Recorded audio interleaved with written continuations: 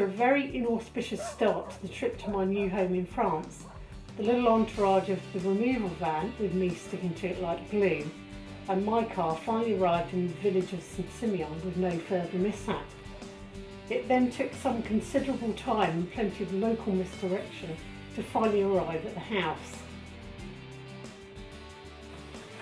Let me ask you the same question, Lou. How easily did you find this property? Not very easily at all. In fact, it was a complete pickle. What? I have to say I was very nervous about opening the door for the first time, given that I'd had quite unfavourable reviews about the state of the property, but I was absolutely horrified when I opened the door to this.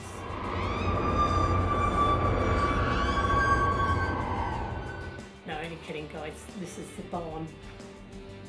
This is what happened when I opened the door, the real front door, to my little chateau in France. Well, this looks okay. French doors opening out onto the garden, sink, cooker, all looks quite clean and tidy. Anyway, fabulous. Turn up the property, and it's great. It's in a beautiful location. It's so quiet. The neighbours are lovely. Not that I've said much to them, only sort of bonjour, because that's about the sum of my French at the moment. But the place is in need of complete renovation from top to bottom. I can't turn the water on the mains because the shower is basically blown, and certainly the pipe going into the shower has blown, and so it's leaking water everywhere. Turning on the water is in itself quite challenging. The water mains is located in an underground chamber, which in itself is flooded via another leak. Sat squarely on the water meter is a toad. Toad seems to have taken up residence, or squatters' rights you may say, because of the watery conditions. So at the moment, when I need the loo or to have a wash, I'm going out and risking upsetting Toadie to turn the water on, to come back in and a bleat, and then go back out and turn it off. Obviously I'm not really looking forward to doing that in the pitch dark. So that's that little problem. There isn't actually any heating, but I've got some fan heaters and some oil-filled radiators going full blast.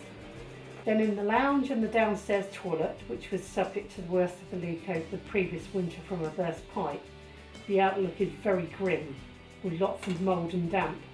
Main fireplace, which is the central point of all the heating for the house, has had a chimney fire, and it was such a bad fire that it burnt out most of the mantelpiece, the wooden mantelpiece, and then a load of stone collapsed after that, so it's in a bit of a grim state.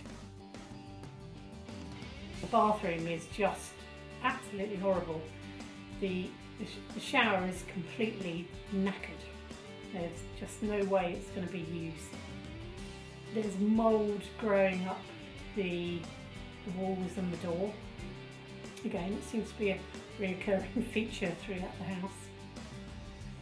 And then the rest of the upstairs is completely and utterly clad in plastic. So I'm talking ceiling, walls, and some of the doors. Now the electrics are absolutely classic. It looks like somebody's trying to knit, and the minute you put anything more energy hungry on than an electric toothbrush, then the fuse is blown. So that in itself creates a bit of a challenge, because you're always thinking about what you have to turn off in order to put something else on.